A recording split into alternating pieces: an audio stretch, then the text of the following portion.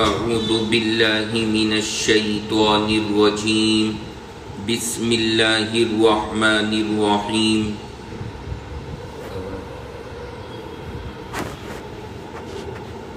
وَإِذْ قَالَ إِبْرَاهِيمُ رَبِّ اجْعَلْ هَذَا بَلَدًا آمِنًا وَارْزُقْ أَهْلَهُ مِنَ الثَّمَرَاتِ مَنْ آمَنَ مِنْهُمْ بِاللَّهِ وَالْيَوْمِ الْآخِرِ قَالَ وَمَنْ كَفَرَ فَأُمَتِّعُهُ قَلِيلًا ثُمَّ أضطره إلى عذاب النار وبئس المصير وإذ يرفع إبراهيم القواعد من البيت وإسماعيل ربنا تقبل منا إنك أنت السميع العليم صدق الله العلي العظيم۔ ہماری تفسیر قرآن اور اس درس کے اندر سورۃ البقرہ کی گزشتہ ہفتے آیت نمبر 126 آپ کے سامنے شروع کی گئی تھی، اور اس آیت مبارکہ کے تعلق سے جو ابتدائی اہم اور ضروری باتیں تھیں، اللہ کے فضل سے وہ تقریباً اکثر باتیں آپ حضرات کے سامنے عرض کر دی گئی تھی۔ دو باتیں ابھی ہماری آیت نمبر 126 کے تعلق سے باقی رہ گئی ہیں، پہلے وہ میں عرض کروں گا آپ کے سامنے، اور اس کے بعد ہم آج کی جو نئی آیت مبارکہ ہے یعنی سورۃ البقرہ کی آیت نمبر 127 انشاءاللہ اس سے فارغ ہونے کے بعد اس آیت مبارکہ کا مطالعہ کریں گے۔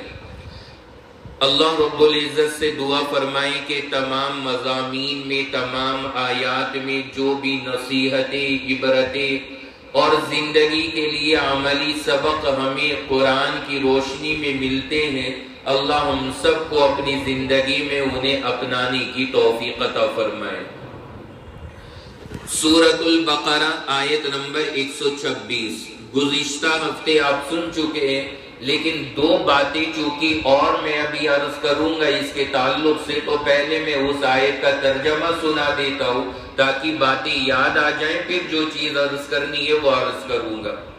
سب سے پہلے اللہ رب العزت نے ارشاد فرمایا وَإِذْ قَالَ إِبْرَاهِيمُ، یہ سب آپ کے سامنے میں عرض کر چکا ہوں کہ وَإِذْ کا مطلب کیا ہے، قَالَ کا مطلب کیا ہے، اگر یہ قَالَ استعمال ہو تو کیا مطلب، قالت ہو تو کیا مطلب، یہ ساری وضاحتیں آ چکی ہیں۔ اس وقت میں صرف ترجمہ عرض کر رہا ہوں۔ اللہ نے فرمایا کہ یاد کرو اس وقت کو جب کی کہا حضرت ابراہیم نے، کیا کہا تھا، رب اجعل ھذا بلدا آمنا، اے اللہ اس شہر کو امن والا بنا دے۔ کس شہر کے لیے دعا ہے یہ؟ مکہ المکرمہ۔ حضرت ابراہیم علیہ السلام خاص طور سے اس شہر کے لیے دعا فرما رہے کہ اے اللہ اس کو امن والی جگہ بنا دیجئے۔ آگے فرمایا وَارْزُقْ أَهْلَهُ مِنَ الثَّمَرَاتِ، اور اے اللہ یہاں والوں کو کھانے پینے کے لیے پھل عطا فرمائیے۔ پھر آگے فرمایا مَنْ آمَنَ مِنْهُمْ بِاللَّهِ وَالْيَوْمِ الْآخِرِ، کہ اے اللہ یہ پھل آپ انہیں عطا فرمانا جو ایمان رکھتے ہیں آپ پر اور قیامت پر۔ یہ بھی وضاحت آ چکی ہے آپ کے سامنے کہ حضرت ابراہیم نے یہاں پر یہ ایمان والوں کی شرط کیوں لگا دی، یہ ساری بات تفصیل کے ساتھ میں عرض کر دی تھی۔ آگے اللہ نے فرمایا قَالَ وَمَنْ كَفَرَ فَأُمَتِّعُهُ قَلِيلًا، اللہ نے فرمایا ابراہیم جو کافر بھی ہیں نا میں انہیں بھی فائدہ پہنچاؤں گا، انہیں بھی نفع ملے گا۔ ہاں یہ ہے قلیلہ، تھوڑا بہت نفع ملے گا، یعنی دنیا کی تھوڑی سی زندگی ہے انہیں بھی کھانے پینے کو ملے گا، اور آخرت میں پھر ان کا کوئی حساب نہیں ہے، اور پھر وہاں ان کے لیے سزا ہی سزا ہے۔ تو اللہ نے فرمایا کافروں کو بھی میں نفع پہنچاؤں گا، ثم اضطره الى عذاب النار، اور کافروں کو تھوڑا سا دنیا میں نفع پہنچا کر میں انہیں گھسیٹوں گا جہنم کی طرف، جہنم کی آگ کی طرف۔ آگے اللہ نے فرمایا تھا وَبِئْسَ الْمَصِيرُ کہ جہنم بہت برا ٹھکانہ ہے اور بہت برا مکان ہے۔ یہ تھی آیت نمبر 126۔ اب آپ کو یاد آ گئے ہوں گے مضامین جو ہم نے پچھلے ہفتے اس آیت مبارکہ پہ ساری باتیں عرض کی ہے۔ یہاں دو باتیں بس اور بتانی ہے بڑی مختصر سی، پھر ہم آگے انشاءاللہ آیت نمبر 127 کو پڑھیں گے۔ سب سے پہلی بات، یہاں اللہ نے حضرت ابراہیم کی دعا میں ایک لفظ ذکر فرمایا ہے وَارْزُقْ أَهْلَهُ مِنَ الثَّمَرَاتِ، اے اللہ یہاں والوں کو پھل عطا فرمائیے۔ یہ جو لفظ ہے ثمرات، اس لفظ کو ذرا سا سمجھیے۔ ثمرات جو لفظ ہے عربی زبان میں ایک لفظ استعمال ہوتا ہے، وہ ہے ثمرتن۔ بولیے اپنی زبان سے کیا؟ ثمرتن، سا کے ساتھ۔ اس کے معنی ہوتے ہیں پھل، فروٹ، ثمرتن۔ اور دوسرا لفظ عربی کے اندر استعمال ہوتا ہے ثمرات، جو یہاں استعمال ہوا ہے۔ اب اگر ثمرتن کہیں پر ہوگا تو اس کا ترجمہ اور مطلب ہوگا پھل، یعنی ایک پھل، ایک سیب، ایک انار یا کوئی بھی ایک چیز عدد کے اعتبار سے۔ ثمرات اگر کہیں پر آئے گا قرآن پاک میں یا عربی میں کہیں بھی، اب اس کا ترجمہ کچھ اور ہوگا۔ اب مطلب ہوگا اس کا بہت سارے پھل، 2 سے زیادہ، 3، 10، 15 یعنی انلمیٹ، اوپر تک جتنی بھی گنتی میں چلے جائیں اتنے پھل۔ تو ثمرتن معنی ایک پھل، اور ثمرات کا لفظ استعمال ہوتا ہے بہت سارے پھل۔ اس کو میں آسانی کے لیے آپ کی زبان میں بتا دوں، جیسے آپ بولتے ہیں فروٹ تو وہ پھل کے لیے ہو گیا، اور اگر آپ بول رہے ہیں فروٹس، آخر میں آپ نے وہاں پر ایس بھی لگا دیا تو اب کیا مطلب ہو گیا؟ بہت سارے پھل۔ تو جیسے فروٹ ہے اسی طرح عربی میں ثمرتن ہے، اور جیسے فروٹس ہے یعنی بہت سارے، تو پھر عربی کے اندر کیا ہے؟ ثمرات۔ یہ تو عربی اور انگلش کا معاملہ ہو گیا۔ اب یہاں پر ایک بات کا بڑا اہم فرق ہے جو میں بار بار سمجھاتا ہوں کہ عربی میں ایک کے لیے الگ لفظ آئے گا، 2 کے لیے الگ لفظ آئے گا، اور پھر 3 یا اس سے زیادہ کے لیے الگ لفظ آئے گا۔ باقی ہمارے یہاں جو زبانیں استعمال ہوتی ہیں اس میں ایک کے لیے ایک لفظ آئے گا، اور ایک سے زیادہ کے لیے بس ایک لفظ ہوگا، وہ سب پہ استعمال ہوگا، 2 ہو، 3 ہو، 4 ہو، 5 ہو، کتنے ہی ہو۔ لیکن عربی کے اندر نہیں۔ تو عربی میں ایک ہے تو اس کے لیے ثمرتن، 3 یا 3 سے زیادہ ہیں تو ثمرات۔ لیکن اگر 2 ہیں پھل، یعنی کسی نے آپ کو ایک سیب اور ایک انار لا کے دے دیا، تو اب نہ ثمرتن چلے گا نہ ثمرات چلے گا۔ عربی میں اب کیا آ جائے گا وہاں پر؟ اب آئے گا وہاں پہ ثمرتانی۔ کیا لفظ آئے گا؟ ثمرتانی۔ یہ باریکی ہے عربی زبان کی، جو میں آپ کو یہ قرآن پاک جو کہ یہ عربی زبان میں ہے، جب ہم اس کے الفاظ کی ان باریکیوں کو سمجھیں گے تو ذرا مزہ آتا ہے پھر اللہ کے کلام کی گہرائی کو سمجھنے میں۔ تو یہ اگر آپ مثال کے طور پر کسی اور زبان کے اندر جائیں تو 2 یا 3 یا 4 سب کے لیے ایک لفظ آئے گا، لیکن یہاں پر ایک کے لیے الگ لفظ، 2 کے لیے الگ لفظ، اور 3 یا اس سے زیادہ کے لیے الگ لفظ۔ اب تینوں آپ کو یاد ہو گئے ہوں گے۔ اگر ایک پھل ہے تو کیا بولیں گے؟ ثمرتن۔ 2 ہیں تو کیا بولیں گے؟ ثمرتانی۔ کیا بولیں گے؟ ثمرتانی۔ اور اگر 3 یا اس سے زیادہ ہیں تو کیا بولیں گے؟ ثمرات۔ حضرت ابراہیم علیہ السلام کی اب اس دعا پہ غور کیجئے۔ یہ پورا قانون سمجھنے کے بعد میں حضرت ابراہیم کا لفظ کیا ہے۔ حضرت ابراہیم نے فرمایا وَارْزُقْ أَهْلَهُ مِنَ الثَّمَرَاتِ۔ حضرت ابراہیم کا جو لفظ ہے مِنَ الثَّمَرَاتِ، یعنی کہ ایک یا دو کی دعا ہے یا کئی ساروں کی دعا ہے؟ کئی ساروں کی دعا ہے، یعنی اے اللہ جتنے بھی ہو سکتے ہیں سارے ان کو عطا فرما دے۔ تو یہ دعا حضرت ابراہیم علیہ السلام نے فرمائی ہے۔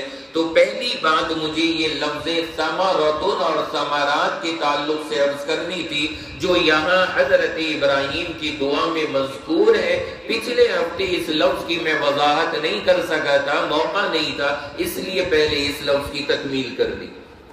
دوسری بات، یہ جو لفظ حضرت ابراہیم نے استعمال فرمایا، اس کے معنی جو ڈکشنری کے حساب سے وہ تو پھل یعنی فروٹ کے ہیں، ثمرۃ کے معنی پھل اور فروٹ، لیکن اس کے اندر ایک معنی اور ہے جس معنی کے اندر یہ لفظ استعمال ہوتا ہے، یعنی ڈکشنری کے حساب سے اس کا اصل استعمال پھل کے لیے ہو گیا، لیکن ایک معنی میں اور استعمال ہوتا ہے۔ کیا معنی ہے؟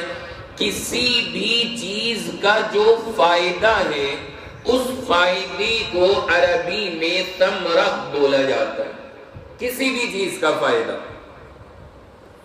آپ کہیں پر محنت کر رہے ہیں، پورے دن دوپہر بھر آپ نے محنت کی، شام کو آپ کی جیب میں 500 کا نوٹ آیا محنت کرنے کے بعد، اب بولا جائے گا کہ دن بھر کی محنت کا ثمرہ یہ ہے کہ کیا مل گئے؟ 500 روپے۔ اب یہاں پر جو یہ ثمرہ بولا جا رہا ہے، یہ لفظ تو استعمال ہوتا ہوا سنا بھی ہوگا آپ لوگوں نے، اور شاید آپ کرتے بھی ہوگے، بھائی اس کا کیا ثمرہ نکلے گا، یعنی اس کا کیا ریزلٹ آئے گا، اس کا کیا فائدہ آئے گا۔ تو اب وہاں پر جو یہ بولا جا رہا ہے کہ دن بھر کا ثمرہ یہ ہے اس کا، تو اب وہاں پر کوئی نہ تو سیب ہے نہ وہاں پہ انار ہے، کچھ نہیں ہے، لیکن وہاں پر جو وہ ثمرہ کا لفظ استعمال ہو رہا ہے وہ معلوم ہوا کہ پھل کے معنی میں نہیں بلکہ دوسرے معنی میں استعمال ہو رہا ہے، یعنی کیا چیز؟ فائدہ۔ کیا چیز؟ فائدہ۔ تو کسی بھی چیز کا جو فائدہ ہے، اسے جو ریزلٹ ہے کسی بھی چیز کا، اسے ثمرہ بولا جاتا ہے۔ ایگزام آئے ہیں، ایگزام کے اندر آپ نے بڑی محنت کی اور اس کے بعد اللہ نے آپ کو فرسٹ پوزیشن سے کامیاب بھی کر دیا، ریزلٹ آ گیا، فرسٹ پوزیشن آ گئی۔ اب اس کو کیا کہا جائے گا؟ یہ کہا جائے گا کہ آپ نے جو پورے سال محنت کی تھی اس کا ثمرہ یہ ملا کہ آپ کیا آ گئے؟ فرسٹ پوزیشن پر آ گئے۔ تو یہ ثمرہ کہلائے گا۔ اب فرسٹ پوزیشن پہ آئے ہیں آپ، وہاں آپ کو کوئی انار یا سیب نہیں مل رہا ہے وہاں پہ جو یہ ثمرہ بولا جا رہا ہے، لیکن وہاں پر یہ جو لفظ استعمال ہو رہا ہے ثمرہ، یہ پھل کے معنی میں نہیں بلکہ کس معنی میں؟ فائدہ، یعنی اس محنت کا فائدہ اس شکل کے اندر ظاہر ہوا۔ تو یہ عربی کا ایک قانون ہے کہ عربی میں ثمرہ کا جو لفظ ہے وہ استعمال ہوتا ہے پھل کے معنی میں، لیکن اگر اس کو عام رکھا جائے تو اس سے ہر چیز کا جو فائدہ اور جو ریزلٹ ہے اس کے اوپر بھی لفظ ثمرہ بول دیا جاتا ہے۔ اردو میں بھی ہوتا ہے ہمارے یہاں، جیسے ایک مثال لے لیجیے آپ، اونٹ۔ اب آپ اونٹ بول رہے ہیں تو جو اونٹ ہے اسے بولا جائے گا اونٹ، اونٹ اگر کہیں آ گئے تو اسے بھی آپ اونٹ بولیں گے، لیکن اگر کوئی انسان ہے لیکن ہے بہت لمبا تو آپ اسے بھی کیا کہو؟ اونٹ ادھر آ بھائی، بول دیا جاتا ہے نہیں بول دیتے، تو وہاں بھی یہ لفظ استعمال ہو جاتا ہے کہ اونٹ ادھر آ۔ تو جو یہ الفاظ ہے، اب اونٹ نہیں ہے وہ، لیکن اونٹ کا جو لفظ تھا وہ ایک لمبی سی چیز کے لیے استعمال ہوتا تھا، اس میں بولا جاتا تھا۔ اب ہمیں جو بھی چیز اس طرح کی نظر آئی ہم وہاں پہ اس لفظ کا استعمال کر لیتے، تو ہر جگہ اس کو بول دیا جاتا۔ تو اسی طرح لفظ ثمرہ یہ عربی میں اصل کس معنی میں بولیں؟ اصل معنی اس کے جو پہلے بتائے تھے کیا تھے؟ پھل کے، لیکن اس کا استعمال دوسرے معنی میں بھی ہوتا ہے، یعنی کیا معنی؟ پھل، فائدہ۔ تو فائدے کے اندر بھی اس کو استعمال کیا جاتا ہے۔ اب آئیے یہاں پر اس آیت مبارکہ میں بہت سارے مفسرین کی رائے یہاں پر یہ ہے کہ حضرت ابراہیم نے جو ثمرات کا لفظ استعمال فرمایا، اس سے خالی فروٹ اور پھل مراد نہیں ہے، بلکہ ان کی مراد یہاں دوسرے معنی ہے، یعنی اے اللہ مکہ میں رہنے والوں کو تمام دنیا کی چیزوں سے جو فائدے حاصل ہوتے ہیں اللہ یہاں والوں کو وہ تمام فائدے پہنچا۔ خالی اب پھل فروٹ کا مسئلہ نہیں رہ گیا، اب کیا مطلب ہوگا کہ دنیا بھر کے اندر جتنی بھی چیزوں کے نفع ہیں اور فائدے ہیں وہ سب کس کو پہنچا یا اللہ؟ مکہ والوں کو۔ تو یہ علماء کی رائے ہے یہاں پر، اس لیے یہ میں نے ڈیٹیل کی کہ دو معنی میں استعمال ہوتا ہے، ایک معنی وہ ہے ایک معنی یہ ہے، اس لیے بتایا کہ کچھ نے تو یہی لکھا کہ حضرت ابراہیم کا مقصد پھل تھا، لیکن کچھ کی رائے یہ ہے کہ خالی پھل نہیں بلکہ دنیا کے اندر جتنی بھی نفع کی چیزیں ہیں اور چیزوں کے فائدے ہیں اللہ یہاں والوں کو سب عطا فرما۔ چنانچہ حال یہی ہے، وہاں پر کچھ نہیں ہے، نہ تو پھل ہے وہاں پہ، نہ وہاں پر کوئی بہت علاوہ تیل کے وہاں پہ کوئی اور سسٹم ہی نہیں ہو رہا اور کوئی معاملہ ہی نہیں ہے وہاں پہ فیکٹریاں نہیں ہے، وہاں پہ کچھ نہیں ہے، صابن تک باہر سے وہاں پر ایکسپورٹ ہو رہے ہیں، وہ تک وہ باہر سے منگا رہے ہیں، ساری چیزیں آ رہی ہیں ان کے پاس۔ تو اب دنیا بھر کی مشینری جتنی بھی ہے اس سے جتنے بھی دنیا کے اندر فائدے حاصل ہوتے ہیں وہ ساری چیزیں بن کر کے کہاں مل رہی ہیں؟ مکہ المکرمہ میں۔ چنانچہ آپ حیران ہوتے، ایک مرتبہ وہاں پر ایک عطر کی دکان پہ جانا ہوا، اب اس سے بات چیت شروع ہوئی، تو بات چیت کرنے کے دوران اس نے ایک عطر بتایا بڑا قیمتی والا، اس سے ہم لوگ بات کرنے لگے۔ اب جب مذاکرہ ہوا اسے تو نہیں اندازہ ہوا کہ یہ ہندوستان سے انڈیا سے، جب وہ ہم نے اس سے ریٹ پہ بات کی کہ بھائی بڑا مہنگا لگا رہے ہو، تو پتہ ہے اس نے کیا کہا؟ آپ کو پتہ ہے کہاں گئے یہ؟ ہم نے کہا پتہ ہے کہاں گئے؟ اس سے عربی میں گفتگو ہو رہی تھی، اب وہ بیچارہ سمجھا نہیں ہے کہ یہ کہاں گئے، کہنے لگا یہ ہندوستان سے آیا ہے۔ کہاں سے آیا ہے؟ ہندوستان سے۔ ہم نے کہا اچھا ہندوستان بڑا آگے نکل رہا بھائی، آپ کے یہاں عطر وہ بنا کے بھیج رہا ہے اور آپ عطر کی اتنی تعریفیں کر رہے ہو کہ یہ انڈیا سے آیا ہے۔ کہنے لگا کہ انڈیا کے اندر ایک جگہ ہے قنوج نام کی کہ وہاں کے عطر بڑے قیمتی ہوتے ہیں، ہم یہ وہاں سے منگا کے یہاں پہ فروخت کر رہے ہیں۔ اب آپ اندازہ لگاؤ، تیار ہوا کہاں؟ قنوج میں، مل رہا ہے کہاں پہ؟ مکہ میں۔ میرے ایک ساتھی ہے وہاں کا، ہمارے کلاس فیلو سمجھ لیجیے، وہ ساتھ میں پڑھا ہوا، جب میں وہاں سے آیا اس سے میری بات ہوئی، قنوج کا رہنے والا۔ میں نے کہا بھائی تم بڑے ظالم لوگ ہو، عطر بنا کے سعودیہ بھیج رہے ہو، یہاں والوں کو 30 روپے رگڑوا رکھے ہیں، وہ 30 روپے میں اتنی بڑی بوتل دے دیتے کہ لگا لو تو سر میں درد ہو جائے۔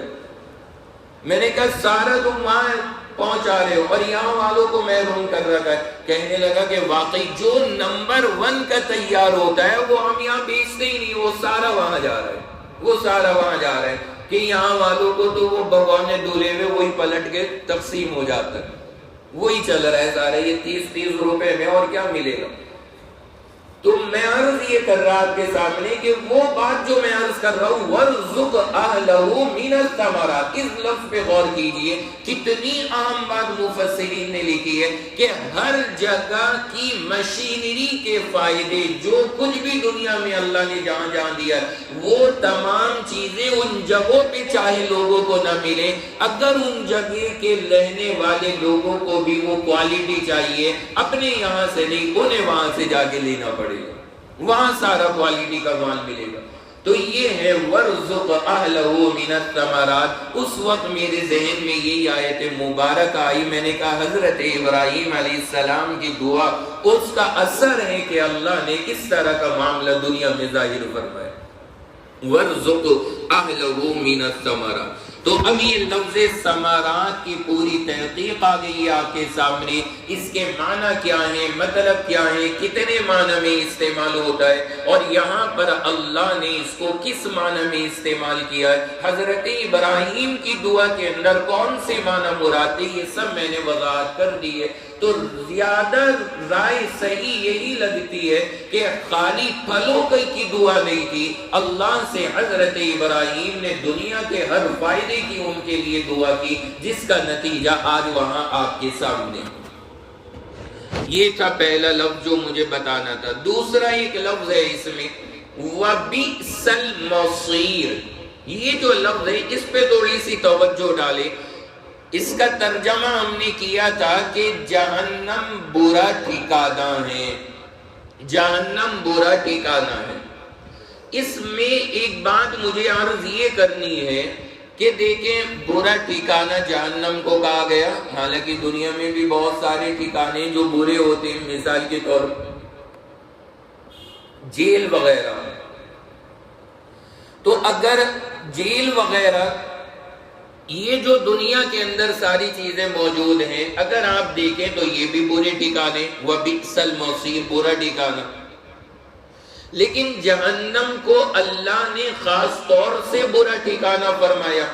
اس کی بنیادی وجہ کیا ہے؟ تھوڑی توجہ اس پہ دینا کہ دنیا کے اندر جتنے بھی برے ٹھکانے ہیں، جتنے بھی برے ٹھکانے، آپ برے سے برا ٹھکانہ لے لو اور اس کو کمپیئر کر کے دیکھ لو جہنم کے ساتھ میں۔ دنیا کا کوئی برے سے برا ٹھکانہ لے لیں اور اس کا مقابلہ کر کے دیکھ لیں جہنم کے ساتھ میں، تو بتائیں کہ وہ دنیاوی برا ٹھکانہ زیادہ برا ہوگا یا جہنم زیادہ بری ہوگی؟ جہنم کتنا بھی برا، کوئی سی سخت سے سخت دنیا کی جیل لے لیجئے، سخت سے سخت سزائیں لے لیجئے، جو سزا اور جو تکلیف جہنم میں ہے وہ کہیں نہیں ہو سکتی، جو حال وہاں پر ہے۔ تو علماء نے فرمایا کہ اللہ نے جہنم کو برا ٹھکانہ اس لیے کہا ہے کہ دنیا کے اندر برے سے برا ٹھکانہ بھی ہو، کہیں نہ کہیں وہاں پہ آدمی کو کچھ نہ کچھ معاملہ ٹھیک مل ہی جاتا ہے، لیکن جہنم ایسا برا ٹھکانہ ہے کہ کچھ بھی اچھا ہو ہی نہیں سکتا، کچھ بھی اچھا ہو ہی نہیں سکتا۔ اللہ ہم سب کی حفاظت فرمائے۔ وَبِئْسَ الْمَصِيرُ، جہنم بالکل برا ٹھکانہ ہے۔ اللہ نہ کرے کوئی جیل کے اندر بھی ہے تو رہنے کی پریشانی، رکنے کی پریشانی، لیکن کھانے کو روٹی تو مل رہی ہے، دال تو آ رہی ہے اس کے سامنے۔ ہاں یہ الگ بات ہے کہ دال کے اندر پانی ہے یا دال ہے یا کیا ہے، لیکن کچھ بھی ہے، آ تو رہا ہے۔ لیکن اس کو اگر ہم مقابلہ کریں جہنم کے ساتھ میں، وہاں کیا آ رہا ہے پینے کے لیے؟ جہنم جب سے تیار ہوئی ہے اللہ نے آگ پہ پانی کو گرم کرنے کے لیے رکھا ہوا ہے، اور وہ پانی کھول رہا ہے وہاں پر، اور جہنمیوں کو پینے کے لیے وہ پانی دیا جا رہا ہے وہاں پہ۔ جب پینے کے لیے مانگیں گے، آپ اندازہ لگائیے کہ دنیا کا برے سے برا کھانا اس کا مقابلہ نہیں کر سکتا، نہیں کر سکتا۔ قرآن پاک کے اندر 25ویں پارے میں سورہ دخان کے اندر فرمایا ان الشجرۃ الزقوم طعام الاثیم، زقوم کا درخت کھانے کے لیے دیا جا رہا ہے وہاں پہ، پینے کے اندر پانی، خون اور پیپ، یہ ساری چیزیں دی جا رہی ہیں، اور زقوم کا درخت کھانے کے لیے فرمایا گیا روایات میں کہ اتنا برا ہے، اتنا برا وہ درخت ہے کہ اگر اس کی ایک شاخ زمین پر لگا دی جائے تو تمام زمین سے اگنے والی تمام چیزیں، تمام سبزیاں، تمام غلے، تمام پھل کڑوے ہو جائیں گے، پوری زمین سے نکلنے والے۔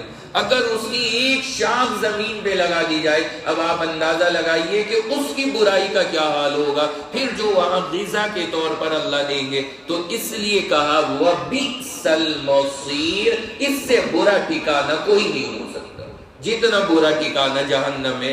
اس لیے اللہ تبارک و تعالی اسے بے شمار مقامات پر ابھی آگے بھی بار بار آئے گا، اللہ اسے سب سے برا ٹھکانہ کہیں گے، تو یہ وجہ ہے کہ اس سے برا کوئی اور ہو نہیں سکتا۔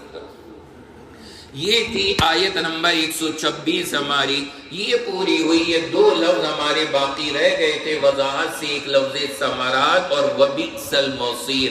اب اس کے بعد ہم شروع کرتے ہیں آیت نمبر 127 کو۔ پہلے میں پڑھ کے اس آیت کا ترجمہ کر رہا ہوں اور انشاءاللہ پھر اس کے مطلب پر بات کریں گے۔ اللہ ارشاد فرما رہے ہیں وَإِذْ يَرْفَعُ إِبْرَاهِيمُ الْقَوَاعِدَ مِنَ الْبَيْتِ وَإِسْمَاعِيلُ. اللہ یہ ارشاد فرما رہے ہیں یاد کرو اس وقت کو. وہی آ گیا لفظ وَإِذْ، لہذا ترجمہ وہی ہوگا. وَإِذْ مانے کیا ترجمہ؟ یاد کرو اس وقت کو. کس وقت کو اللہ یاد دلا رہے؟ یرفع ابراہیم، اٹھا رہے تھے حضرت ابراہیم. کیا اٹھا رہے تھے حضرت ابراہیم؟ القواعد من البیت، خانہ کعبہ کی بنیادیں. کیا اٹھا رہے تھے؟ خانہ کعبہ کی بنیادیں. یاد کرو اس وقت کو جب کہ اٹھا رہے تھے حضرت ابراہیم خانہ کعبہ کی بنیادیں. وَإِسْمَاعِيل، اور حضرت اسماعیل. ذرا ترجمے پہ غور رکھیے گا. اللہ فرما رہے ہیں یاد کرو اس وقت کو جب کہ اٹھا رہے تھے کون؟ حضرت ابراہیم. کس چیز کو اٹھا رہے تھے؟ خانہ کعبہ کی بنیادوں کو. وَإِسْمَاعِيل، اور ساتھ میں کون؟ حضرت اسماعیل. رَبَّنَا تَقَبَّلْ مِنَّا، اور دعا کر رہے تھے اے اللہ قبول کر لے ہمارا یہ عمل. اللہ سے دعا کر رہے تھے اے اللہ قبول کر لے ہمارا یہ عمل. انک انت السمیع العلیم، اے اللہ بے شک آپ ہی سننے والے اور جاننے والے ہیں. یہ لفظ یاد رکھنا، اے اللہ آپ ہی سننے والے اور جاننے والے ہیں. کیا ترجمہ کریے آپ حضرات؟ اے اللہ. اب اس کا ترجمہ نہیں ہے جو ہی میں نے بیچ میں کرایا، اسے ذرا اچھی طرح سے پکڑ کے رکھیے گا. ابھی اس کی وضاحت کریں گے کہ ہی کا کیا مطلب ہے. اے اللہ آپ ہی سننے والے اور آپ ہی جاننے والے. یہ ہے آیت نمبر 127 جو اللہ نے یہاں پر ذکر فرمائی. اس کے بعد آیت بھی ہو گئی، ترجمہ بھی ہو گیا اس آیت مبارکہ کا. آپ کو یہ خلاصہ اور اندازہ لگ گیا ہوگا کہ اب اللہ اس آیت میں کس گھر کی تعمیر کا ذکر فرما رہے ہیں؟ خانہ کعبہ کی. اب تعمیر کا مرحلہ چل رہا ہے اور اللہ نے اس کی تعمیر کی کیفیت اور اس وقت کی کیفیت کو بیان فرمایا ہے کہ جب ابراہیم علیہ السلام اور اسماعیل یہ دونوں مل کے اس کی بنیادوں کو اٹھا رہے تھے تب یہ دونوں یہ دعا کر رہے تھے کہ اے اللہ ہمارا یہ عمل قبول فرما لے، اور اللہ کی تعریف کر رہے تھے کہ اے اللہ آپ ہی سننے والے اور جاننے والے. یہ خلاصہ ہے اس آیت نمبر 127 کا. اب مطلب پر آئیے. سب سے پہلی بات یرفع، اللہ نے یہاں لفظ استعمال فرمایا یرفع. یرفع کا ترجمہ ہے اٹھا رہے تھے. کیا ترجمہ ہے؟ اٹھا رہے تھے حضرت ابراہیم بیت اللہ کی بنیادوں کو. غور کرنا ذرا ایک بات پہ کہ حضرت ابراہیم کے لیے اللہ نے یہ لفظ استعمال کیا کہ ابراہیم بنیادوں کو اٹھا رہے تھے، بنیاد رکھ رہے تھے. یہ لفظ استعمال نہیں فرمایا اللہ نے. دو لفظ الگ الگ ہیں. ایک ہے بنیاد کو اٹھانا، ایک ہے بنیاد کو اٹھانا، اور دوسرا ہے بنیاد رکھنا کسی چیز کی. بنیاد رکھنے کا مطلب کیا ہوتا ہے؟ یعنی پہلے سے کچھ موجود نہیں تھا، اب اسٹارٹنگ ہو رہی ہے. اور بنیاد اٹھانے کا مطلب کیا ہے؟ یعنی بران کرا کے بنیاد ڈال کے اسے چھوڑ دیا تھا پلاٹ کو، اب ارادہ ہو رہا ہے کہ ذرا تعمیر کرائے. تو اب کیا کہتے ہیں کہ بنیاد رکھ رہے ہیں گھر کی. نہیں، گھر کی بنیاد نہیں، اب ذرا بنیادیں اوپر اٹھا رہے ہیں. اب بنیادیں اوپر اٹھا رہے ہیں. بھائی سمجھ گئے یا نہیں آپ حضرت؟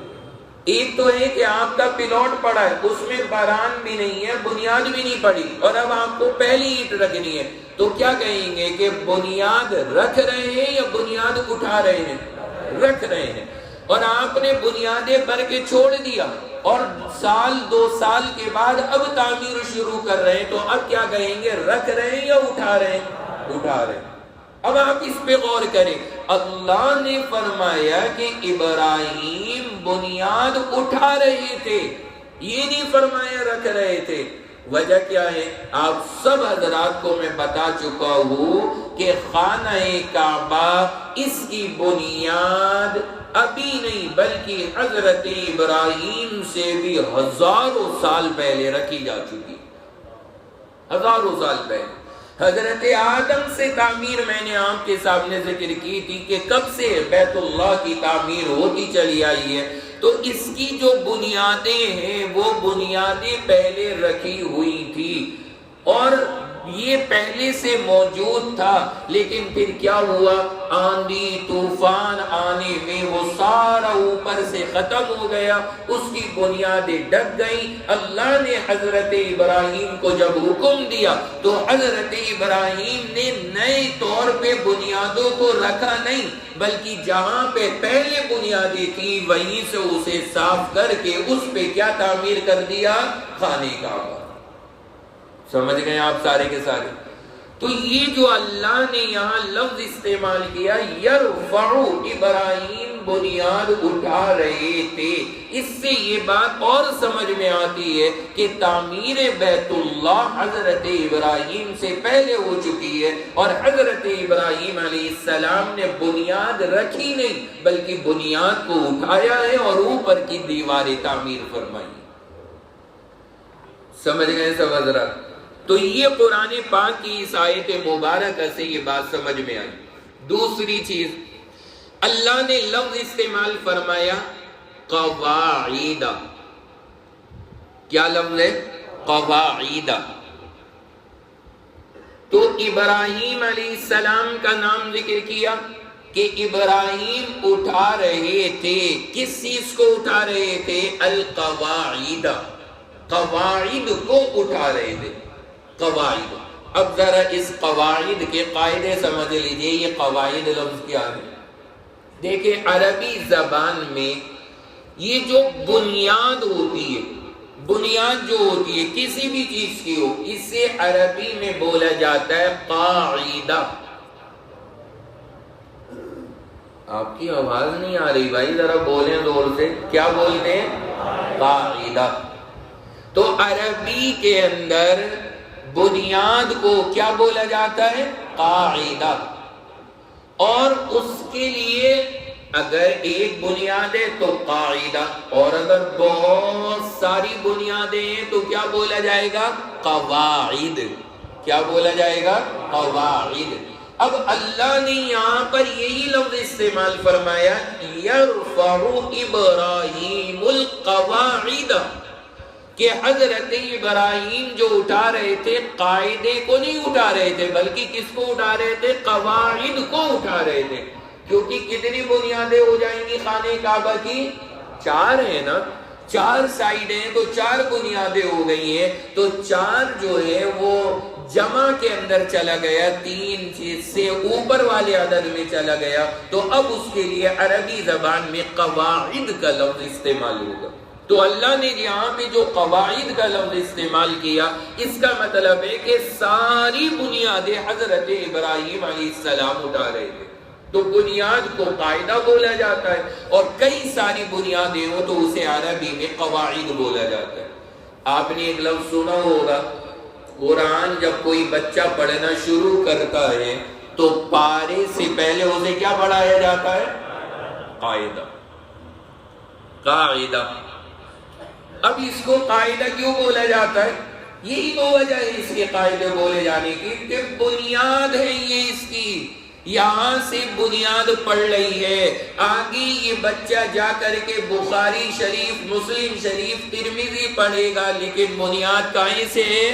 قاعدے سے، یہیں سے ہے۔ اسی لیے نورانی قاعدہ، کہ ذرا نور والی بنیاد ڈالو، اس کی نورانی بنیاد ڈالو۔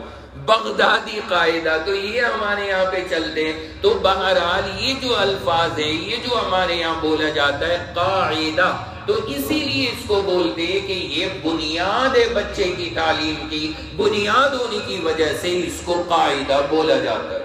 تو قاعدہ عربی زبان کے اندر بنیاد کو بولتے ہیں، اور قواعد کا مطلب بنیادیں، بہت ساری بنیادیں۔ تو اللہ فرما رہے ہیں یرفع ابراہیم القواعد، حضرت ابراہیم بنیاد اٹھا رہے تھے یا بنیادیں؟ بنیادیں اٹھا رہے تھے، خالی بنیاد نہیں اٹھا رہے تھے۔ تو کئی ساری تھی، چاروں طرف کی تھی، اس لیے یہاں پر ذکر فرمایا۔ اس کے بعد اگلی بات اللہ نے کہا یرفع ابراہیم، پوری آیت کا دیکھیں آپ کے سامنے مفہوم آ گیا، وَإِذْ کا بھی مطلب پتہ لگ گیا، یرفع کا بھی مطلب پتہ لگ گیا، اٹھا رہے تھے۔ ابراہیم کا تو پتہ ہی ہے حضرت ابراہیم، القواعد، قواعد کا ترجمہ بھی پتہ لگ گیا، یعنی کیا اٹھا رہے تھے؟ بنیادیں۔ من البیت، کس چیز کی بنیادیں اٹھا رہے تھے؟ ہاں، یعنی بیت اللہ، من البیت، بیت اللہ کی۔ تو خانہ کعبہ کہہ لیجئے یا بیت اللہ کہہ لیجئے، قرآن نے بیت اللہ کا لفظ استعمال کیا، اس کی طرف اشارہ کیا، من البیت، یعنی بیت اللہ کی بنیادیں اٹھا رہے تھے۔ آگے فرمایا، یہ سارا قصہ ذکر کر دیا کہ ابراہیم علیہ السلام بیت اللہ کی بنیادیں اٹھا رہے تھے، یہ سارا ٹاپک ختم۔ پھر آگے کہا وَإِسماعیل، اور حضرت اسماعیل۔ سارا ٹاپک ختم ہونے کے بعد پھر یہ لفظ کہا اللہ نے کہ اور کون تھے؟ حضرت اسماعیل۔ تو ابراہیم بھی تھے اور اسماعیل بھی تھے۔ اب یہاں پر بیان القرآن میں حکیم الامت حضرت مولانا شاہ اشرف علی صاحب تھانوی نور اللہ مرقدہ نے تحریر فرمایا کہ حضرت ابراہیم علیہ السلام، یہ تو سمجھ میں آ گیا کہ شریک تھے حضرت ابراہیم کے ساتھ، لیکن شرکت کیسی تھی؟ کیا حضرت ابراہیم بھی اینٹیں اور پتھر رکھ کر کے چنائی کر رہے تھے؟ تو حضرت تانوی نے فرمایا ہو سکتا ہے کہ چنائی کا عمل کر رہے ہوں، یا ہو سکتا ہے چنائی نہ کر رہے ہوں بلکہ کیا کر رہے ہوں کہ وہ مسالہ بنا کر اور پتھر لا کر کے ابراہیم علیہ السلام کو دے رہے ہو، اور اصل تعمیر حضرت ابراہیم فرما رہے ہو۔ بات سمجھ میں آ رہی ہے؟ یعنی جیسے ہمارے یہاں پر ایک بندہ لگتا ہے جسے آپ مستری کہتے ہیں، مزدور لگتا ہے، ایک کام کرتا ہے، ایک ہیلپر ہوتا ہے۔ اب ہم حضرت ابراہیم یا اسماعیل کے لیے یہ الفاظ نہیں استعمال کریں گے، بڑے برگزیدہ پیغمبر ہیں، لیکن بطور مثال میں کہہ رہا ہوں کہ جیسے ایک بنانے والا، چننے والا اور ایک مدد کرنے والا۔ تو ہو سکتا ہے کہ دونوں ہی تعمیر میں لگے ہوں، یا ہو سکتا ہے کہ ایک تعمیر کر رہا ہو اور دوسرا اسے کیا لا کے دے رہا ہو؟ سامان۔ ممکن ہے دونوں باتیں۔ تو حضرت تانوی نے تو یہ بات لکھ دی ہے، لیکن دوسری ہمارے یہاں پر ایک تفسیر ہے، اس کا نام ہے تفسیر مظہری۔ اس کے اندر بڑی اہم بات لکھی، بڑی پیاری بات، وہ اور نقل کر رہا ہوں آپ کے سامنے۔ اس میں لکھا ہے کہ قرآن کے انداز سے یہ بات سمجھ میں آتی ہے کہ تعمیر کرنے والے حضرت ابراہیم تھے، اسماعیل تعمیر کرنے والے نہیں تھے، اسماعیل مدد میں شامل تھے، اٹھا کر کے لانے والے تھے۔ تو تفسیر مظہری کے اندر قاضی ثناء اللہ صاحب نور اللہ مرقدہ نے یہ تحریر فرمایا کہ قرآن کے انداز سے یہ بات سمجھ میں آتی ہے کہ تعمیر کرنے والے کون؟ حضرت ابراہیم ہے، اور حضرت اسماعیل تعمیر کرنے والے نہیں بلکہ کیا لا کے دینے والے؟ سامان۔ ہاں، یہ الگ بات ہے کہ سامان لا کے دے یا تعمیر کرے، بنانے والے سارے کہلاتے ہیں، تو بنانے والے تو وہ بہرحال کہلائے ہیں، لیکن انداز ایسا ہے جس سے سمجھ میں آتا ہے کہ اصل تعمیر ابراہیم علیہ السلام، مدد اسماعیل فرما رہے۔ اب آپ حضرات پوچھیں گے کہ کیسے سمجھ میں آ رہا ہے؟ یہ کیسے سمجھ میں آ رہا ہے؟ تو کیسے سمجھ میں آ رہا ہے؟ بالکل واضح ہے، آپ حضرات غور کریے۔ اگر حضرت ابراہیم اور حضرت اسماعیل دونوں تعمیر فرماتے تو اللہ کیا کہہ دیتے سیدھا سیدھا کہ یاد کرو اس وقت کو جب ابراہیم اور اسماعیل بیت اللہ کی بنیادوں کو اٹھا رہے تھے، سیدھا سیدھا کہہ دیا جاتا۔ لیکن اللہ نے نا ایسے نہیں کہا، اللہ نے انداز بدل دیا۔ اللہ نے کیا کہا ہے؟ یاد کرو اس وقت کو جب ابراہیم بیت اللہ کی بنیادوں کو اٹھا رہے تھے۔ یہ مضمون اللہ نے پورا کر دیا، اور اس کے بعد کہا اور اسماعیل بھی۔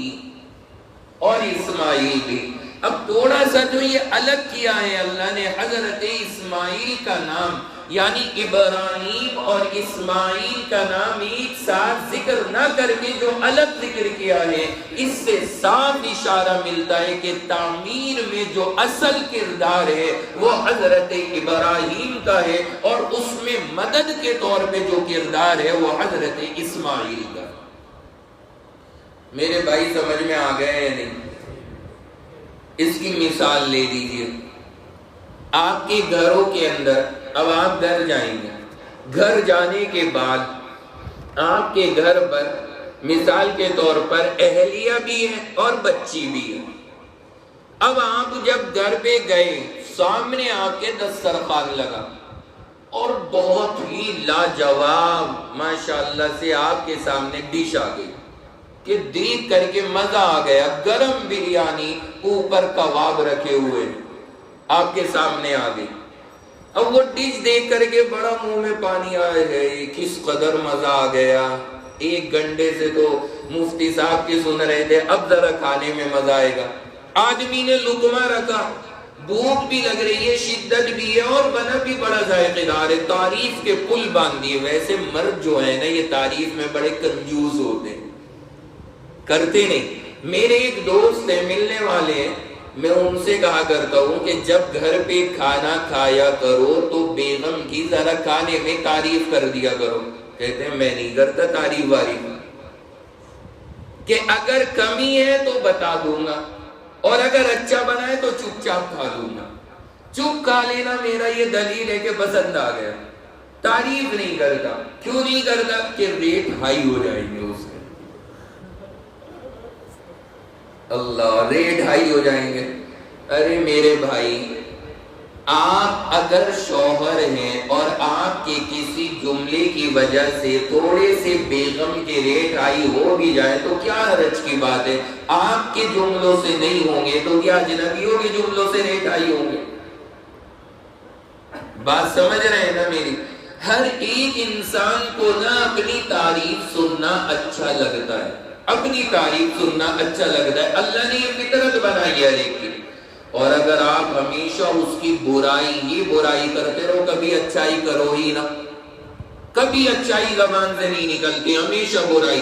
وہ بیچاری اتنی دیر تک تیار ہوئی، میک اپ کیا، سارے اس نے کریم پاؤڈر استعمال کیے، اس کے بعد آگے پوچھتی کیسی لگ رہی ہو؟ چل چڑیل دے۔ اب آپ بتائیے کہ کیا حال ہوگا اس کا؟ آپ سوچیں ذرا۔ اب وہ کیا کرے گی؟ آپ سے تو وہ فیل ہو گئی، بالکل مایوس ہو گئی، اس کی ساری محنت پہ آپ نے پانی پھیر دیا۔ اب وہ کیا کرے گی؟ اپنا فوٹو لے گی، سیلفی لے گی، سٹیٹس پہ لگائے گی، انسٹاگرام پہ اپلوڈ کرے گی۔ اب وہاں سے لکھ کر آئے گا واو ہاؤ بیوٹیفل۔ اب وہاں سے کمنٹس آئیں گے اس کے بعد میں۔ اب یہ جو کمنٹس ہو گے نا، یہ اللہ نے فطرت رکھی ہے، پھر طبیعت ادھر ہی کو چلے گی، ادھر کو جائے گی، ادھر کی جانب کھینچے گی کہ اب اس کے چکر میں پڑنا بیکار ہے، یہ تو ویسے ہی صوفی سند آدمی ہے، کہاں سے اس کے پلے پڑ گئی، یہ صحیح ہے پلیٹ فارم، یہاں مجھے تعریف ملتی۔ یہ حقیقت ہے۔ اس لیے میں لوگوں سے کہا کرتا ہوں کہ آپ اپنی بیگم کی تعریف کر دیا کرو، تعریف کیا کریں۔ کبھی کھانے کی کر دی، کبھی صفائی کی گھر میں کر دی، کبھی کپڑوں کی کر دی، کبھی اس کی خوبصورتی کی تعریف کر دی، کر دیا کریں تعریف، تاکہ وہ تعریف کے لیے اجنبیوں کا سہارا نہ لے، غیر لوگوں کے سہارا نہ لے، ورنہ اگر شوہر سے بھی اسے تعریف نہیں سننے کو ملے گی، انسان تعریف کا بھوکا ہے، پھر اگر غیر سے اس کی تعریف ہو گئی تو وہ غیر کی جانب مائل ہو جائے گی۔ یہی ہوتا ہے ہمارے معاشرے کے اندر کہ شوہر اپنے ایٹیٹیوڈ میں رہتا ہے اور اپنا ایک درجہ بنا کر کے رہتا ہے کہ میں تو یہ نہیں کرنا، میں وہ نہیں کرنا، اور اس کا ریزلٹ ہوتا ہے کہ پھر وہ غلط راستوں پہ خواتین چل دیتی۔ اس لیے ہمیں اس کا دھیان رکھنا چاہیے۔ تو تعریف کر دیا کرے، کیا حرج کی بات ہے، کوئی پریشانی کا معاملہ نہیں ہے، اس لیے بندے کو ان باتوں کا بھی دھیان رکھنا چاہیے۔ بہرحال یہ تعریف کا معاملہ کہاں سے آ گیا؟ میں عرض یہ کر رہا تھا آپ کے سامنے کہ یہاں پر جو اللہ نے لفظ استعمال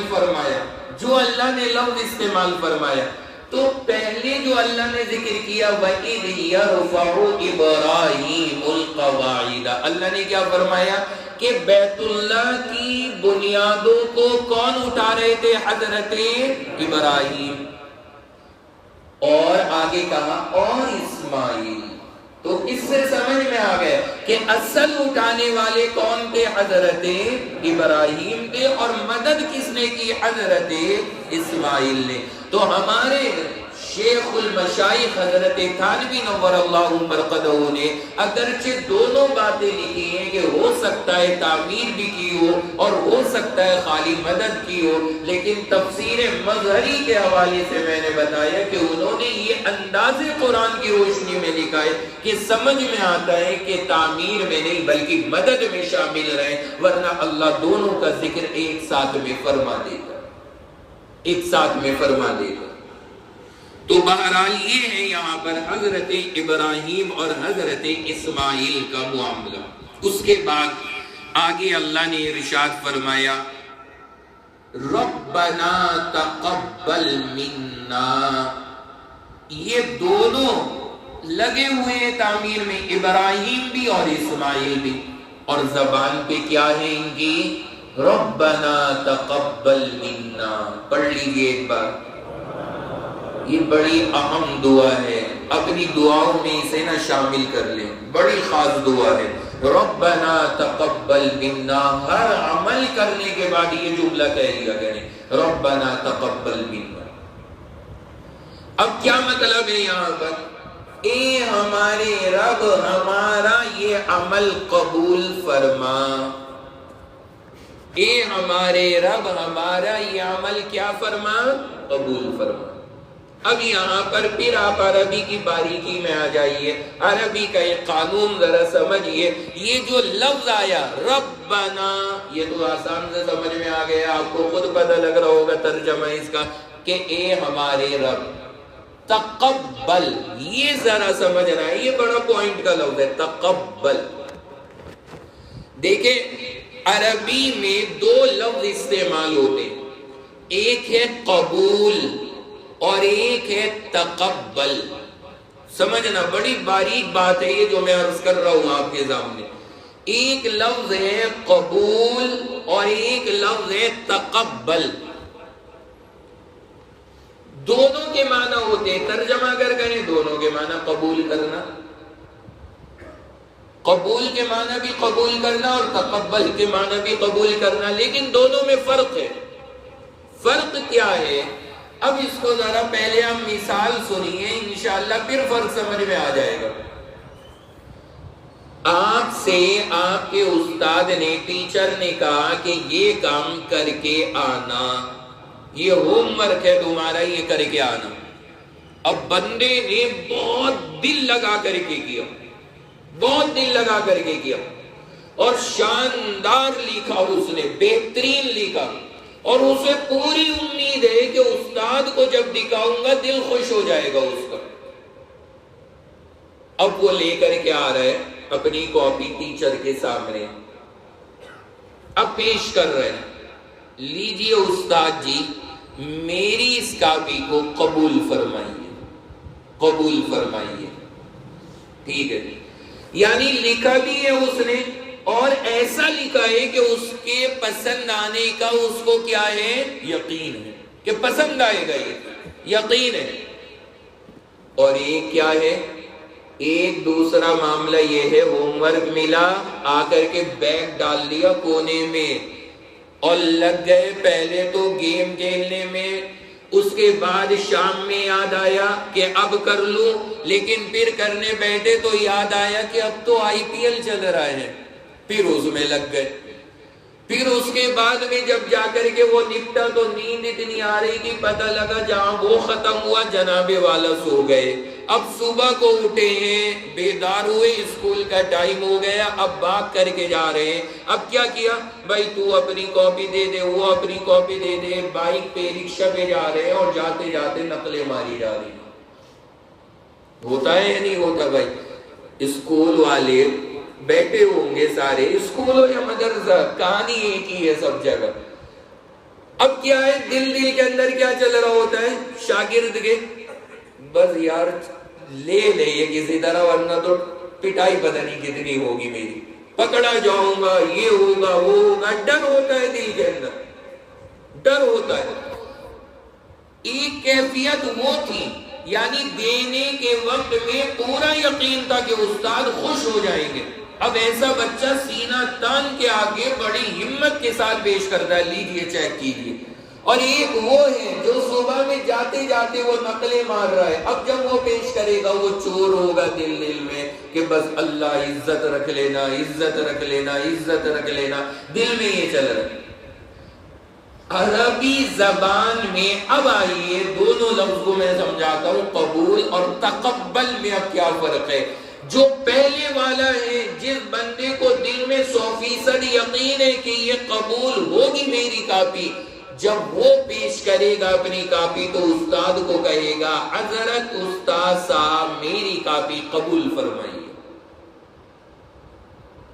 بات سمجھ میں آ گئی؟ یعنی جو چیز ہم پیش کر رہے ہیں اس کے 100% صحیح ہونے کا یقین ہو تو بندہ قبول کا لفظ استعمال کرے، اور اگر دل میں کھٹکا ہے اور صحیح غلط کیا ہوگا کیا نہیں ہوگا یہ چل رہا ہے تو اب قبول کا لفظ نہیں ہے عربی میں، اب ہے کہ حضرت اس کو تقبل فرمائیے۔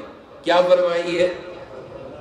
جو اسکول والے ہیں نا ذرا کل کو جا کر کے یہی بولیے کہ حضرت اسے تقبل فرمائیے، کیونکہ قبول والی کیفیت تو بڑے خوش نصیبوں کی ہوتی۔ تو اگر ہم جو چیز پیش کر رہے ہیں وہ 100% صحیح ہونے کا معاملہ ہے تو کیا بولا جائے گا؟ قبول۔ اور اگر خطرہ ہو کہ قبول ہو گیا نہیں ہوگا، صحیح ہے غلط ہے، تو اب قبول نہیں، اب کیا لفظ آتا ہے؟ تقبل۔ آپ کسی کے پاس ہدیہ لے کر کے جا رہے ہو، گفٹ لے کر کے، ایک تو یہ ہے کہ اتنا دمدار میں نے ہدیہ لیا ہے کہ سامنے والا خوش ہو کے گلے لگا لے گا، تو اب لے جا کر کے کیا کریں، وہاں پہ کیا کہیں، حضرت اسے کیا کر لیجئے؟ قبول کر لیجئے۔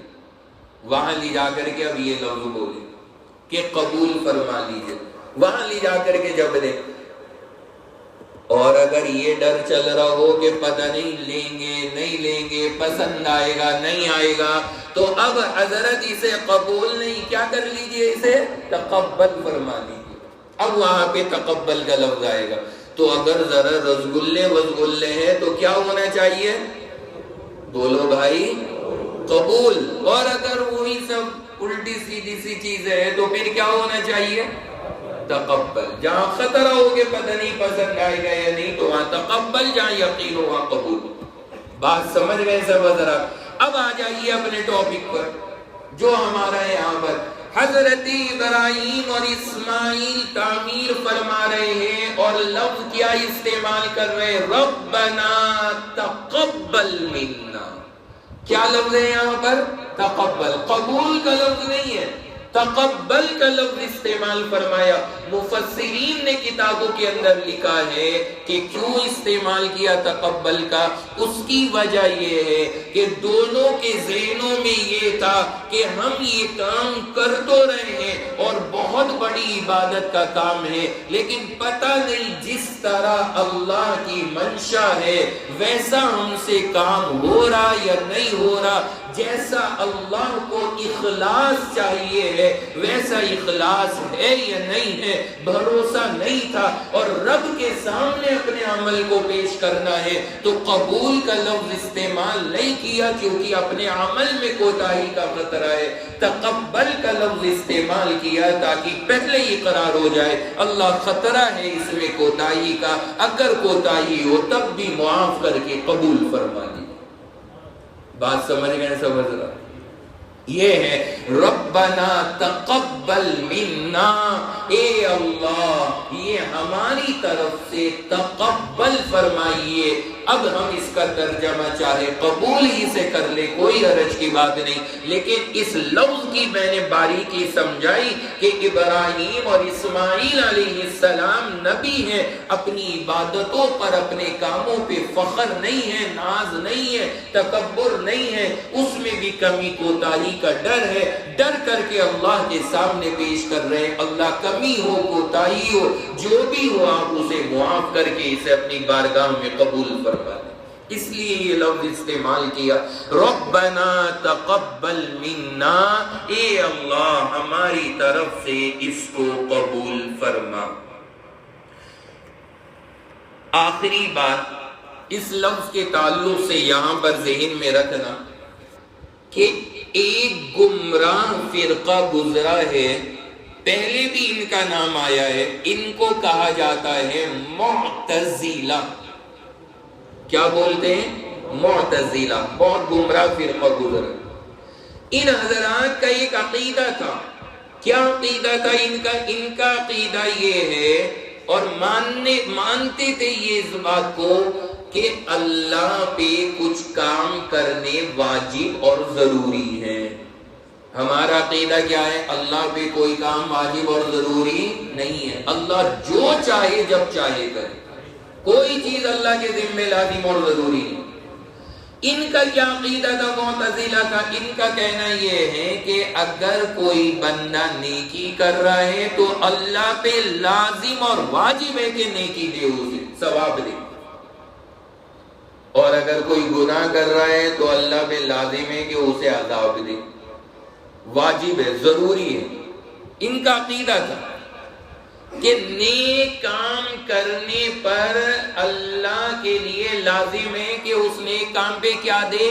ثواب دے۔ غلط کسی نے کیا ہے تو اللہ پہ لازم ہے کہ کیا دے؟ عذاب دے۔ حضرت ابراہیم کی اس دعا سے ان کا عقیدہ بھی غلط ثابت ہو رہا ہے، کیونکہ اگر ہر اچھے کام پہ ثواب ملنا یقینی ہوتا، اگر ہر اچھے کام پہ ثواب کا ملنا یقینی ہوتا تو بیت اللہ کو بنانا بولو بھائی اچھا کام ہے یا نہیں ہے؟ اللہ کے گھر کو بنانا اچھا کام ہے، پھر کیوں ڈر رہے دونوں کے دونوں کہ اللہ جیسا تھا کمی کوتاہی ہوئی ہو معاف کر کے اسے قبول کر لے۔ اگر قبول ہونا یقینی تھا تو پھر اتنا ڈرنے کی کوئی ضرورت نہیں تھی۔ سمجھ میں آ گئی بات؟ پتہ کیا لگا؟ پتہ یہ لگا کہ ایسا ہو سکتا ہے کہ ہمارے عمل کتنے ہی ہم اچھے کریں لیکن اگر اللہ نہ چاہے تو انہیں قبول نہ کرے تو کوئی اس کو روک ٹوک نہیں کر سکتا۔ اللہ کی مرضی وہ قبول کرے یا نہ کرے ہمارے عمل کو، پورا اختیار ہے۔ تو اس جملے سے حضرت ابراہیم اور اسماعیل کے وہ غلط عقیدہ بھی سامنے ہو گیا اور پتہ یہ لگا کہ اللہ کے ذمہ لازم نہیں ہے کہ وہ ہمارے اچھے اعمال کو قبول کرے، یہ تو اللہ کا فضل ہے کہ وہ کمی کوتاہی کو معاف کر کے اور ہمارے عملوں کو قبول کر کے اس پہ کچھ ہمیں انعام عطا کر دیتا ہے، یہ سب اللہ کا فضل ہے۔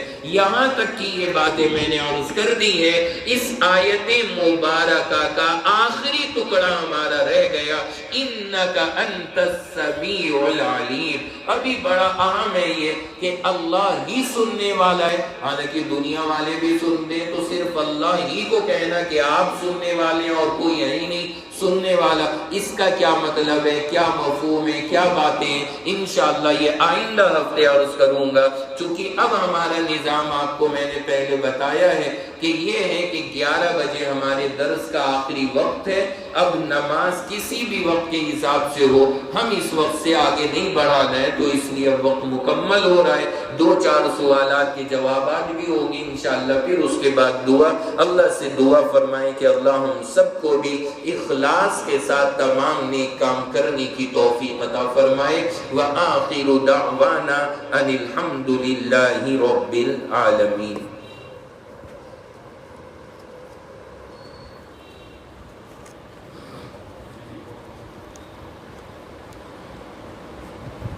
مفتی صاحب، رحیم والی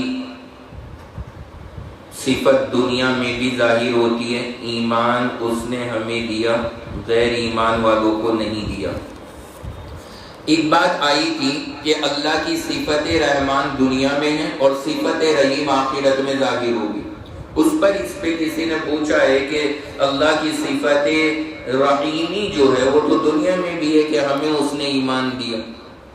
تو ایک بات میں عرض کروں کہ ایمان یا کفر سے اس کا معاملہ نہیں ہے، اصل یہ ہے کہ بندہ مومن ہے یا کافر ہے، مومن ہو یا کافر ہو، دنیا کے اندر اللہ سب کو عطا فرمائیں گے، مومن ہو یا کافر ہو سب کو ملے گا، یہ مطلب ہے رحمان ہونے کا۔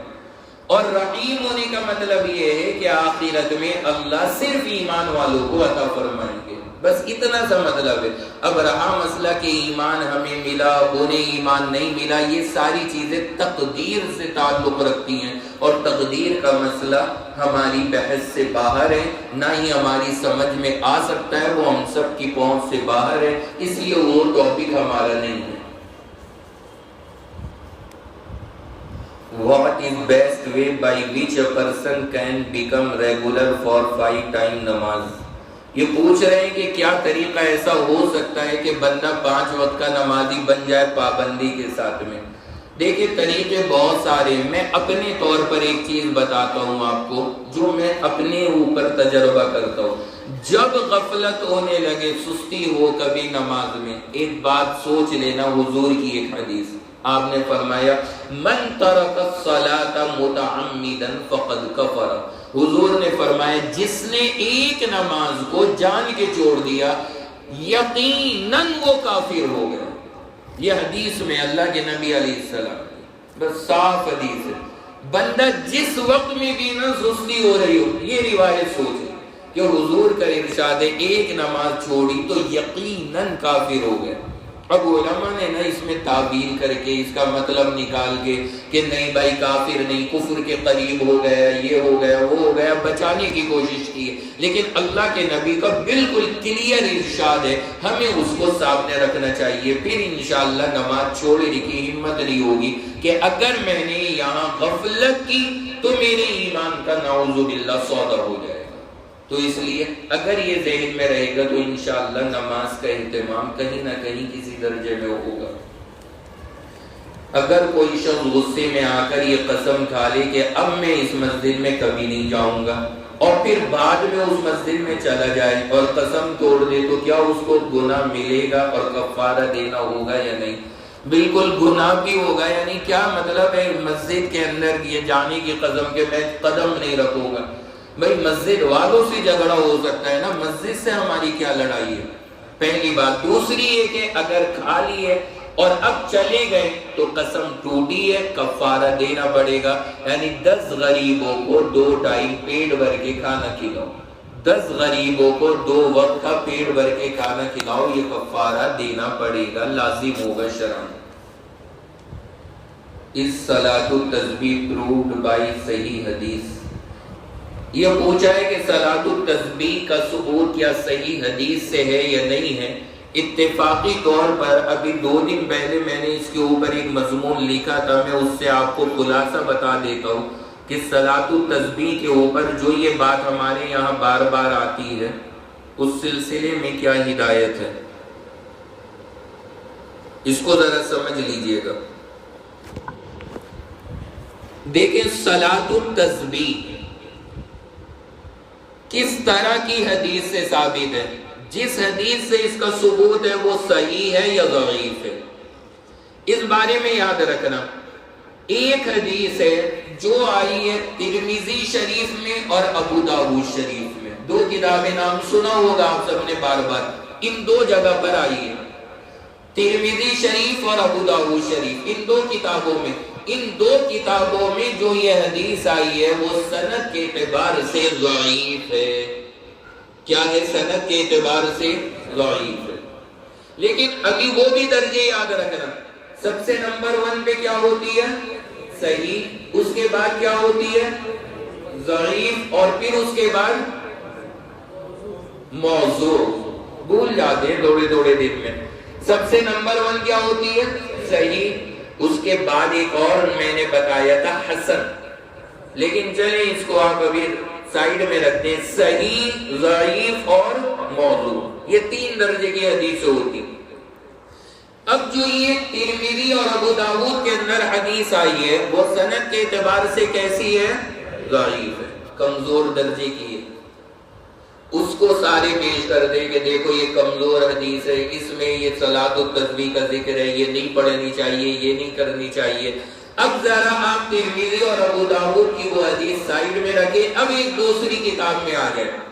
ایک دوسری کتاب کا نام ہے المستدرک، ایک بار نام لے لیجیے، امام حاکم کی، بہت بڑے درجے کے امام ہیں، امام حاکم، ان کی کتاب ہے المستدرک۔ اس کے اندر انہوں نے ایک حدیث نقل فرمائی ہے، اور وہ حدیث ہے حضرت عبداللہ ابن عمر کی، عبداللہ ابن عمر کی روایت۔ اس میں اللہ کے نبی علیہ السلام نے حضرت جعفر رضی اللہ تعالیٰ عنہ کو جب حبشہ بھیجا، حضرت جعفر کو جب حبشہ بھیجا تو اس وقت اللہ کے نبی نے انہیں گلے لگایا، آنکھوں کے پیشانی پر ان کے بوسہ دیا، اور انہیں صلاۃ التسبیح کی نماز سکھائی اور پڑھنے کا حکم دیا۔ وہاں پر حدیث کے اندر پورا واقعہ موجود ہے۔ اب میں پوری بات پہ تو نہیں جا رہا، جب یہ حدیث ختم ہوتی ہے تو اس کتاب میں حدیث کے پورا ہونے کے بعد کتاب کے جو لکھنے والے ہیں امام حاکم اس حدیث کو نقل کرنے کے بعد جو بات کہتے ہیں ذرا وہ سن لیجیے ان کے الفاظ میں، مسئلہ کلیئر ہو جائے گا۔ فرماتے ہیں ھذا اسناد صحیح لا غبار علیہ، فرماتے یہ سند بالکل صحیح ہے، اس میں کوئی غبار یا کوئی شک شبے والی بات نہیں ہے۔ امام حاکم نے مستدرک کے اندر حضرت عبداللہ ابن عمر کے حوالے سے حدیث کو نقل کرنے کے بعد فرمایا کہ حدیث صحیح ہے، کوئی شک شبہ نہیں ہے اس حدیث پر، اور آگے اور لکھا انہوں نے، کیا لکھا وہ جملہ نوٹ کرنے کے قابل، فرمایا وَمِمَّا يُسْتَدَلُّ بِهِ عَلَى صِحَّةِ هَذَا الْحَدِيثِ، کہ اس حدیث کا صحیح ہونا سمجھ میں آتا ہے اس بات سے کہ کیا بات ہے، فرماتے استعمال الائمہ من اتباع التابعین الى عصرنا ھذا، فرمایا تابعین کے زمانے سے لے کر اب تک تمام بڑے حدیث کے امام یہ نماز پڑھتے آئے ہیں، سب یہ نماز پڑھتے رہے۔ یہ بات ذرا غور کرنا، پہلے تو انہوں نے حدیث نقل کی عبداللہ ابن عمر کی، اس کے بعد فرمایا کہ حدیث کیسی ہے، بولو بھائی، صحیح ہے، کوئی شک نہیں ہے، اور آگے فرمایا کہ اس کا صحیح ہونا اس بات سے بھی سمجھ میں آتا ہے کہ تابعین کے دور سے اب تک فرماتے ہیں کہ ہمارے حدیث کے جو ائمہ رہے وہ اس حدیث پر کیا کرتے رہے، عمل کرتے رہے۔ اگر غلط ہوتی تو جو حدیث نقل کرنے والے لکھنے والے وہ خود عمل کرتے ان چیزوں کے اوپر، انہیں تو خود پتا ہوتا، لیکن فرما رہے انہوں نے اس کو پڑھا، اور آگے لکھتے وَمُوَاظَبَتِهِمْ، اور خالی پڑھا نہیں، حدیث کے اماموں نے فرمایا کہ انہوں نے صلاۃ التسبیح کا اہتمام کیا ہے، اہتمام کیا، اور آگے لکھتے ہیں وَتَعْلِيمِهِمُ النَّاسِ، انہوں نے لوگوں کو بھی سکھایا، خود بھی پڑھا، پابندی سے پڑھا، لوگوں کو سکھایا۔ تو فرماتے امام حاکم کہ اس سے صاف سمجھ میں آتا ہے کہ کوئی ایسا کمزوری کا معاملہ نہیں ہے۔ اور آگے ایک نمونہ بھی دیا انہوں نے، منہم عبداللہ ابن المبارک، فرماتے ہیں کہ ان بڑے بڑے اماموں میں ایک نام حضرت عبداللہ ابن المبارک کا بھی شامل ہے۔ یہ خود پڑھا کرتے تھے، اہتمام کرتے تھے، شاگردوں کو پڑھنے کی تاکید کرتے تھے۔ اور یہ عبداللہ ابن مبارک پتہ ہے کون ہے؟ یہ عبداللہ ابن مبارک امام بخاری کے استادوں میں، امام بخاری رحمہ اللہ کے استادوں میں۔ آپ اندازہ لگائیے کہ کس درجے کے حدیث کے امام ہیں، اور وہ سارے لوگ اس کو پڑھ رہے ہیں۔ اور آج کل کے یہ وغیرہ وغیرہ، یہ حدیث ضعیف ہے، یہ حدیث اسے بھی بند کر کے رکھو، اسے بھی بند کرو، یہ سب عمل پہ نوٹ لگانے کو تیار بیٹھے۔ یہ میں نے اس لیے سنایا کہ 2 دن پہلے یہ جواب گیا، دوسرے ملک میں روانہ کیا تھا اس کو، اس سے میں نے یہ خلاصہ آپ کے سامنے سنایا کہ یہ جو صلاۃ التسبیح کا معاملہ ہے یہ کوئی کمزور سند سے نہیں ہے، وہ ہے ایک حدیث کمزور جو ترمذی اور ابو داؤد میں ہے، لیکن یہ اس کے علاوہ دوسری حدیث اور ہے صلاۃ التسبیح پہ، یہ کمزور نہیں ہے، سند کے اعتبار سے بالکل صحیح ہے۔ بات سمجھ میں آ گئی سب حضرات کو؟ لہذا تسلی ہو گئی یا نہیں ہو گئی؟ اگر کوئی پوچھے گا کہ صلاۃ التسبیح صحیح حدیث سے یا ضعیف حدیث سے، کیا جواب دیں گے؟ صحیح حدیث سے۔ اور وہ صحیح حدیث کہاں ہے؟ کتاب کا نام لیجئے، نام کیا نام؟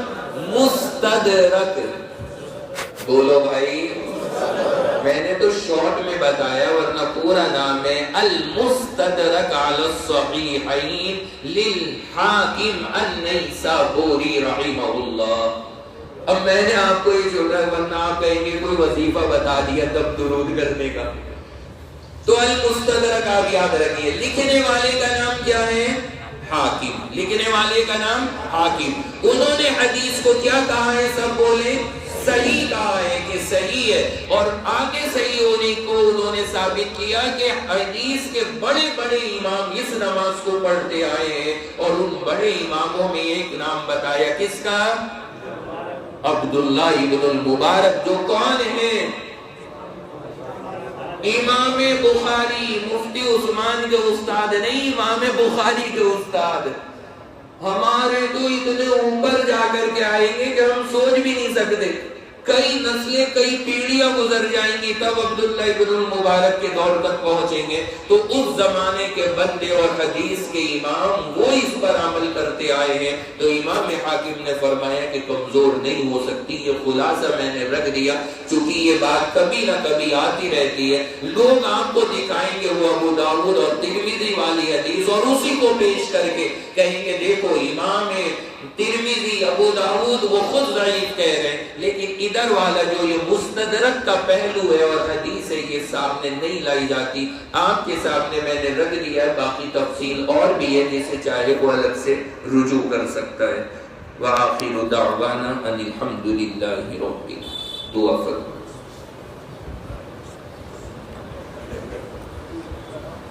الحمد للہ رب العالمین الرحمن الرحیم والصلاة والسلام على سید الانبیاء والمرسلین محمد وعلى آلہ واصحابہ اجمعین۔ اے اللہ، اس مجلس کو اور اس وقت میں ہمارے یہاں پہ بیٹھنے اور جمع ہونے کو اپنی بارگاہ میں قبول فرما۔ اے اللہ، ہم سب کا یہاں پہ بیٹھنا، جمع ہونا، اکٹھا ہونا اللہ صرف آپ کے قرآن کو سمجھنے کے لیے ہے۔ اللہ ہمارے یہاں جمع ہونے کو قبول کر لے۔ اللہ ہمارے جتنے بھائی ہماری بہنیں اپنے وقت کو نکال کر اس مبارک مجلس میں شریک ہیں، اللہ ہم سب کے لیے قرآن کو قبر میں اور آخرت میں سفارشی بنا دے۔ اللہ ہمیں قرآن سے عشق نصیب فرما، اللہ ہمیں قرآن سے محبت نصیب فرما، اللہ ہمیں نبیوں کے راستے اور طریقے پہ چلنے والا بنا۔ اللہ ابراہیم اور اسماعیل جیسے اخلاص کی ایک جھلک ہمارے اندر بھی پیدا فرما۔ اللہ ہمیں بھی قرآن سے مرتے دم تک جڑے رہنے کی توفیق عطا فرما۔ اے اللہ جتنے لوگ یہاں شریک ہیں، جس نے بھی ہاتھ پھیلائے ہیں، جس کی جو بھی ضرورت ہو میرے اللہ، آپ کو سب کی ضرورتیں پتہ ہیں، اپنے غیب کے خزانوں سے یا اللہ سب کی ضروریات کو پوری فرما۔ اے اللہ ہم نے اس مجلس میں جو کچھ مانگا ہے عطا فرما، اور جو ضروری ہو اور مانگنے سے رہ گیا ہو بغیر مانگے عطا فرما۔ یا اللہ ہماری ان تمام دعاؤں کو ہمارے آقا سرور دو عالم جناب رسول اللہ صلی اللہ علیہ وسلم کے صدقے طفیل میں قبول فرما۔ وصلی اللہ تعالی علی خیر خلقہ محمد وعلی آلہ واصحابہ اجمعین برحمتک یا ارحم الراحمین، آمین یا رب العالمین۔